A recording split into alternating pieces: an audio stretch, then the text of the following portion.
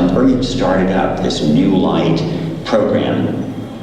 She provides training programs, she provides health programs, she provides daycare, and she encouraged them to get schooling, seeing education as the escalator out of the poverty and despair in their lives. And we started our first shelter. It's the theme of having no resources. It's the theme of a huge number of people being denied all of that. That is just taken so much as a right, as a privilege in so many different parts of this world.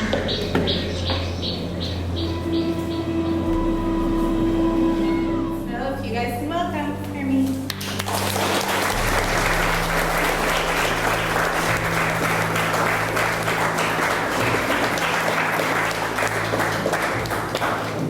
Good morning, everybody.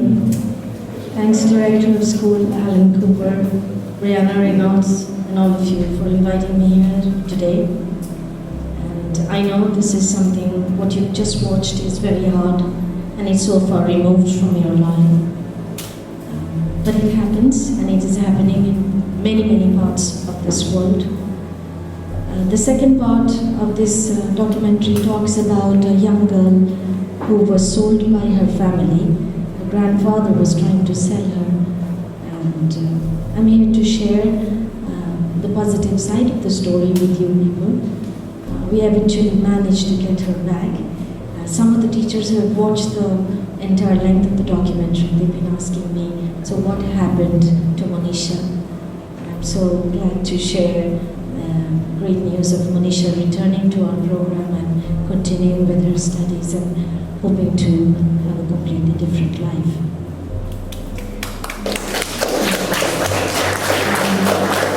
Special thanks to all the students who have worked on the book project of New Light, and I think many of you must be feeling that you've known the students of New Light for many lives.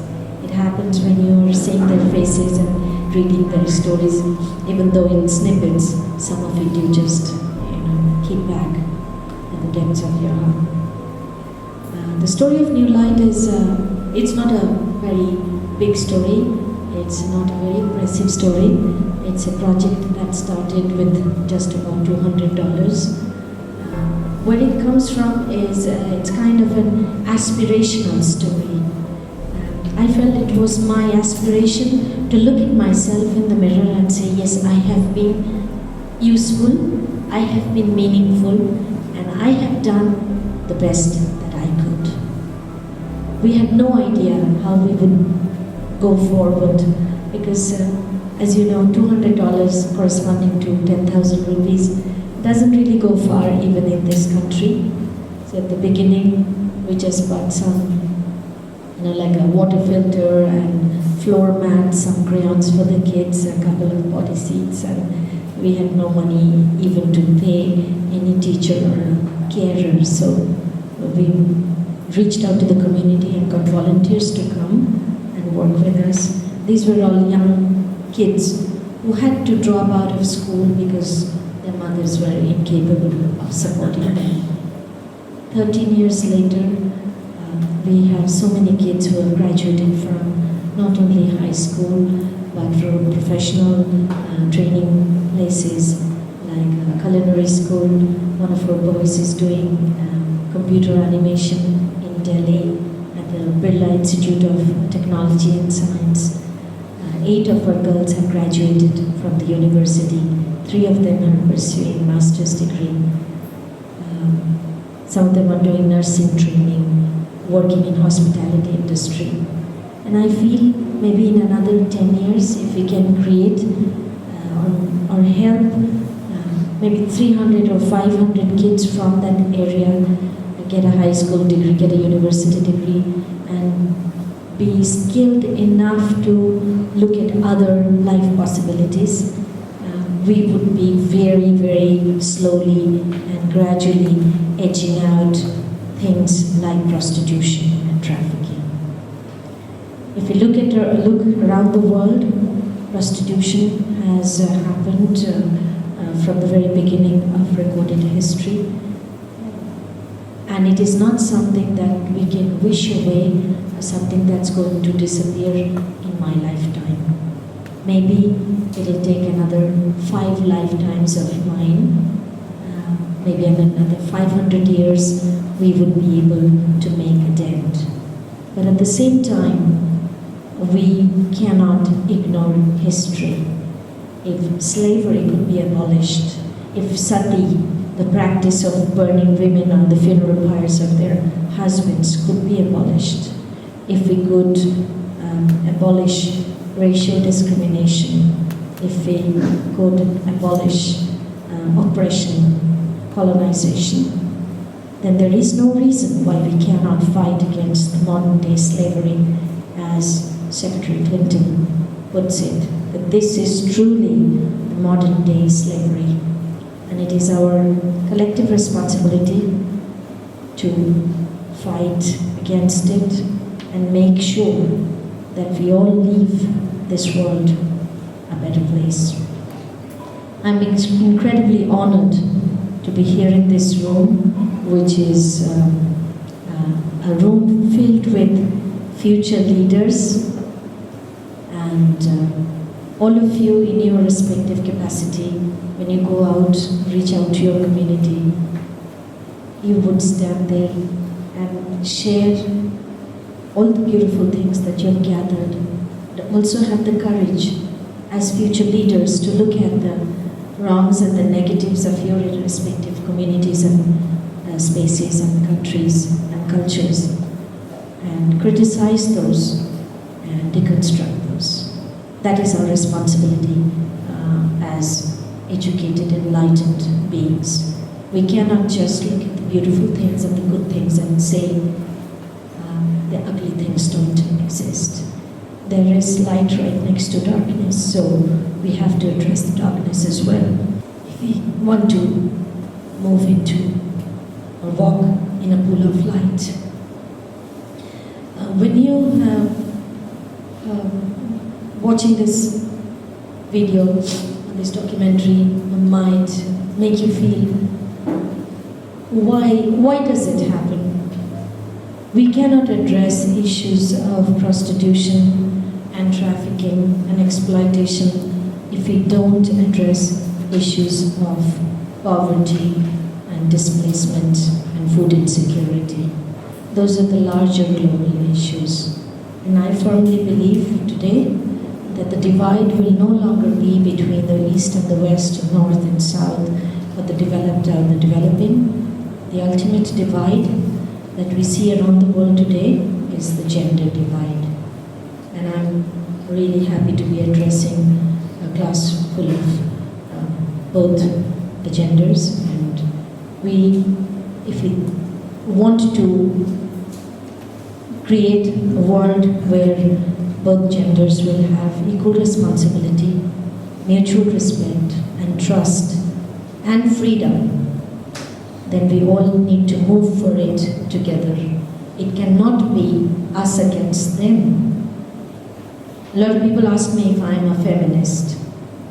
I say I'm a humanist. Wherever there is injustice, we have to raise our voice. It doesn't matter whether it's a woman or a man or somebody from the LGBT community or a child or whoever.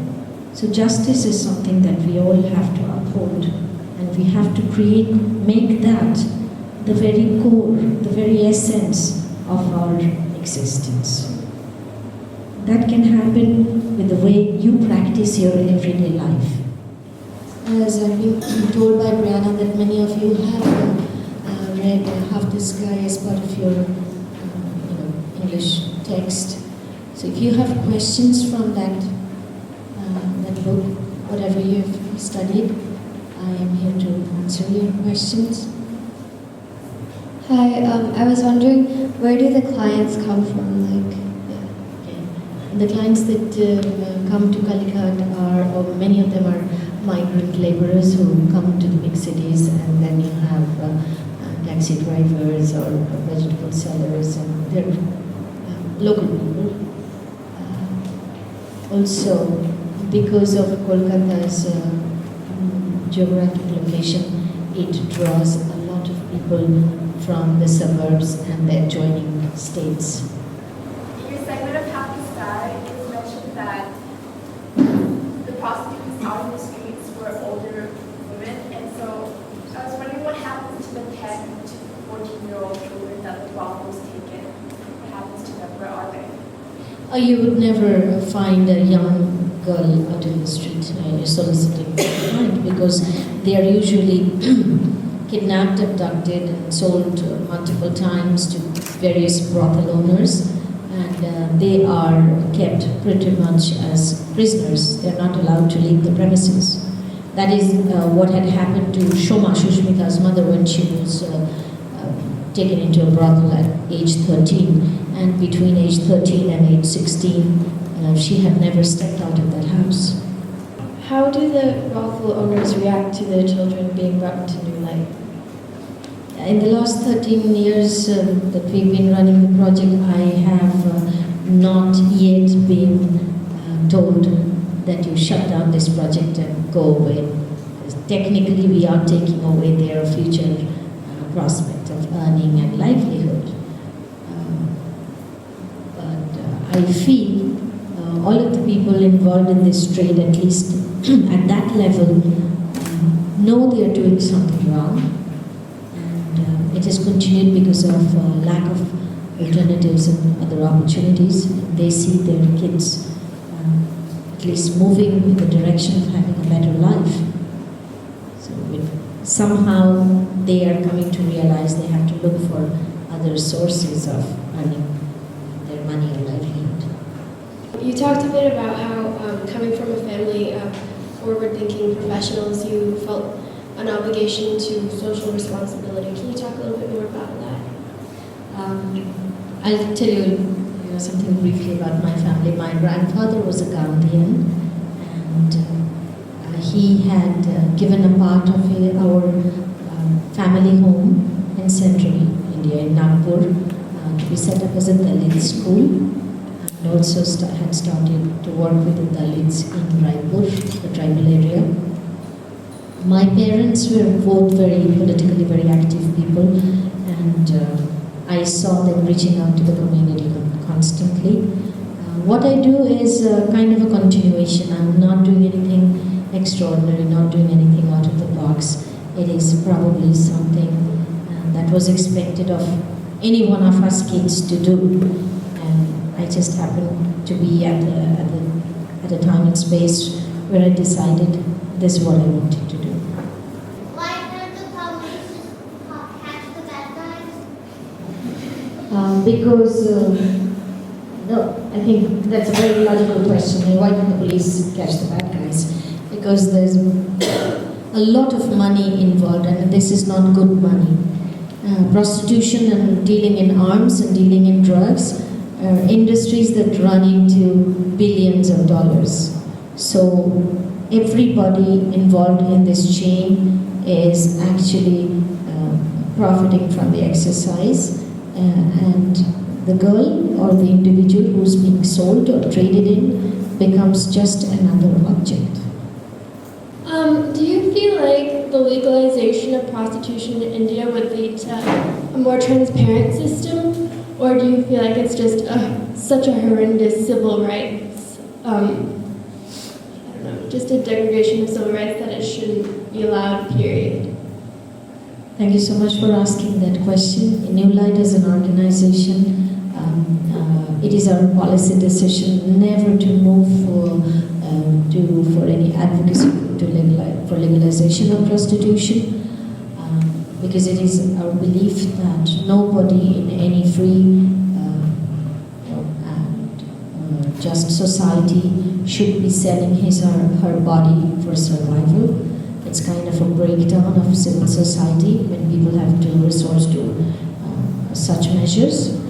And in a country like India, or even places like Bangladesh, Nepal, many of the countries from the Far East, our gender issues or women's position is such in society that if we legalize prostitution, I wonder who is going to own that document of identification. We fear it would only further empower the brothel owners and the brothel keepers and the traffickers, and maybe girls in the villages will be forced into prostitution by their own fathers and brothers. Because India is a country we've not yet been able to put the minimum wages practice into place. So how are we going to protect this huge number of women who are not educated, who have no other support system, no safety network, no medical safety, and then hope that they would be recognized in their workplace? Just you mentioned the wages. So obviously a large portion of that obviously goes to the brothel owners. What percentage or like around do the workers themselves actually receive? After they finish paying for their room rent, for the alcohol and cigarettes that they need to buy, or the little food that they manage, I think there's hardly ever any money to put away, and that is the reason why they have not been able to send the kids to school. Because when you enroll a child to school, even if it is a free government school, you still have to make the school supplies available, and you have to get up on time to send your child to school. If you're working all night long, till 4 o'clock or 5 o'clock every single night of your life, how can you get up and send your child to school at 7? So the women in this profession, their biological clock works exactly in the opposite direction to ours. It's also a profession when you start earning the highest when you're young and healthy and beautiful, and as you get older in the trade, your capacity to earn reduces. So there is practically no opportunity for creating a long-term plan or look at savings, or I want to buy this plot of land and move away from there. All of this is compounded by the stigma and ostracization that they experience. So, sorry, the alcohol and the cigarettes you mentioned, is that actually for the workers themselves, or do they provide it for the clients? No, for the clients. There was a report released a couple weeks ago talking about global slavery, and they estimated that India as a country has about 14 million slaves being trafficked and being used. I was wondering, with the large majority of that being sexual prostitution and the use of young girls, is there any way that a country like India that does have such an unregulated government would find a way to change this large part of society realistically? I think I saw the figure in Times of India as 30 million, and India tops the list. China is the second country that talks about number of people in slavery, and slavery for prostitution is just one aspect of it. We have it in bonded labor. We have people working in the brick kilns. We have people working in the fields. We are working in various craft areas, like in the weaving industry, the traditional weavers. We have it amongst the fishermen, because they take money from the money lenders, and the interest rate is just so high and so completely unregulated. They don't even know how much money they actually need to pay back, and what can be whether there is any reduction in the capital that they had borrowed. Nobody keeps the books because people are illiterate. When it comes to what can be done, I think a lot lies, the responsibility lies primarily with the government, the central government and the regional governments. And it is possible, because I do believe that the state can deliver the best services, even under great constraints and great opposition from various people. NGOs are never going to be able to replace the state's work, and should not. We should only complement it and supplement that. It is the responsibility of our leaders, our politicians, to look at this problem as something serious. If we can say we are going to host a Commonwealth Games and spend a lot of money on that and various other, activities which we feel are not impacting the lives of the people in the streets, then this should not be an excuse that we don't have the resources. Directing the resources correctly, putting various bodies in place and making sure that those bodies work to deliver the right services could be a way of doing it. Simultaneously, it is also important to make our civil society recognize that there exists a problem. You can only deal with something if you accept it, if you see it, or if you are willing to address that. You can say, okay, trafficking, it doesn't exist in India. That is what you will hear most people say, because they don't want to talk about it. Domestic violence, rape in marriage, rape as such, doesn't exist. We never heard about such things before. It's only that it is getting out of control. That is not true. The media is very proactive today when we start talking about rape. Sorry for digressing from the answer to your question, but I thought this would be an opportunity to address the issue of rape. A lot of people are saying, oh, so has the number of rapes gone up? It is not so. It is just that more cases are being reported and people are feeling stronger that if they report, they might be able to get some justice, some response, and something might happen. At the same time, this being a society in such a flux in terms of economic development, in terms of changing the traditional social mores, men are definitely feeling kind of disempowered. It's all about keeping that power, that status quo in place.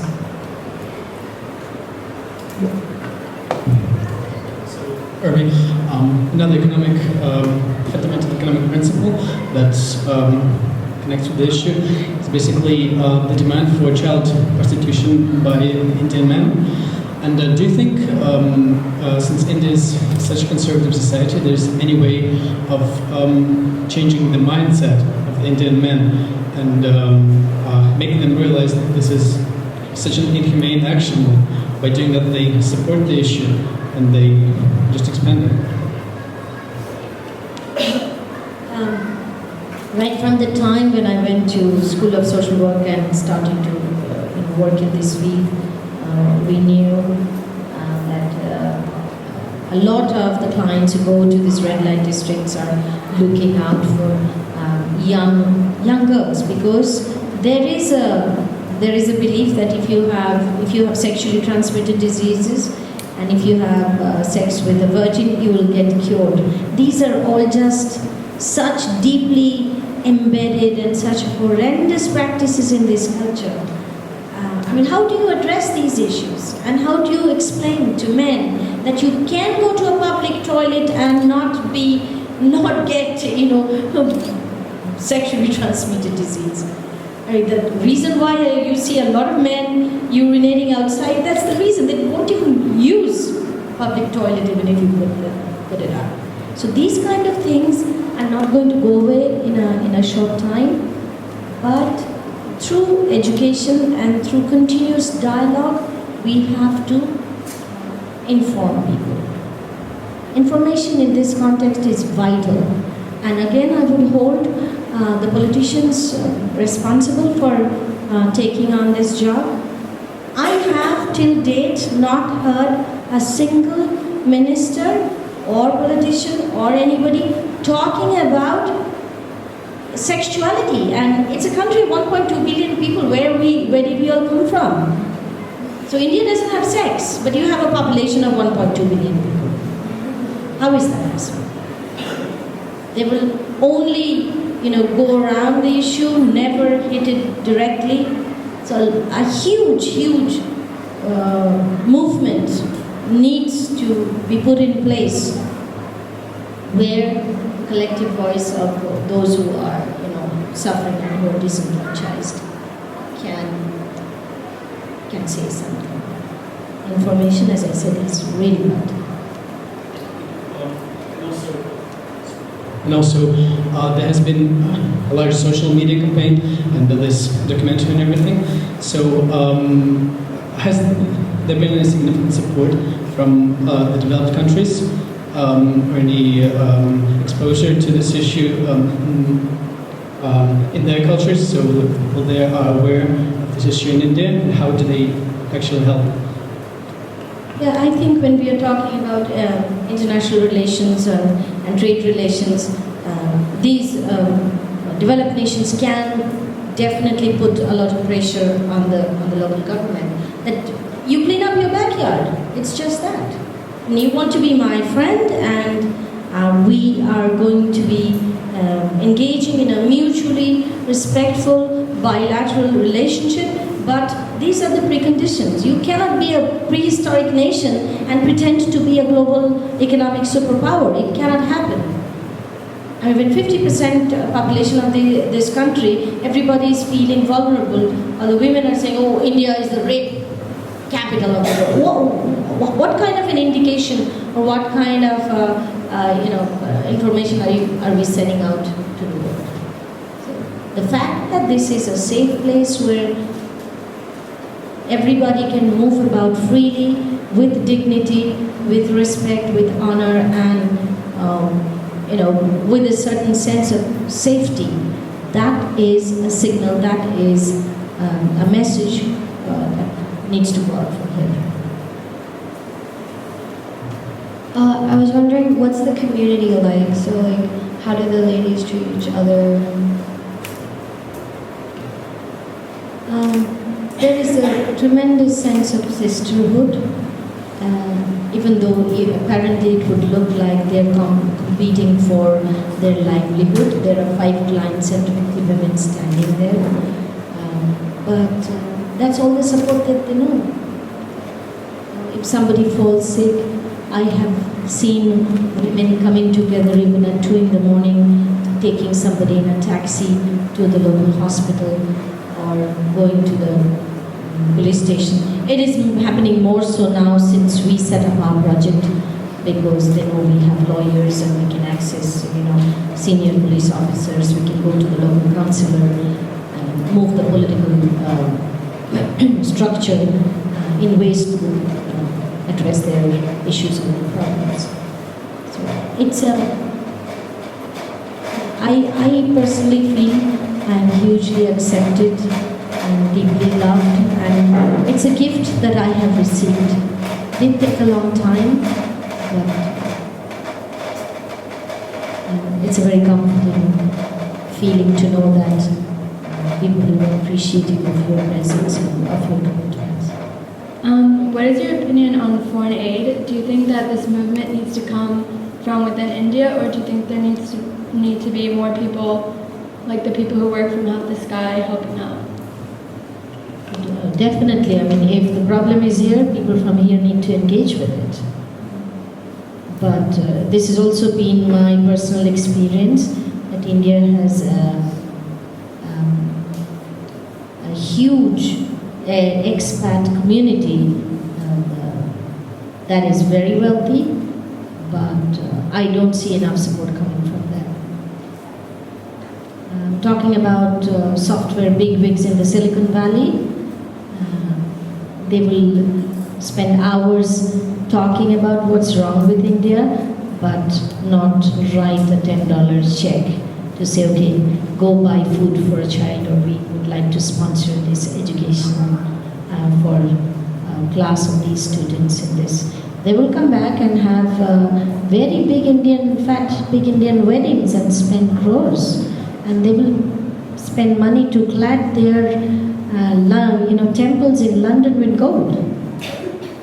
That is India.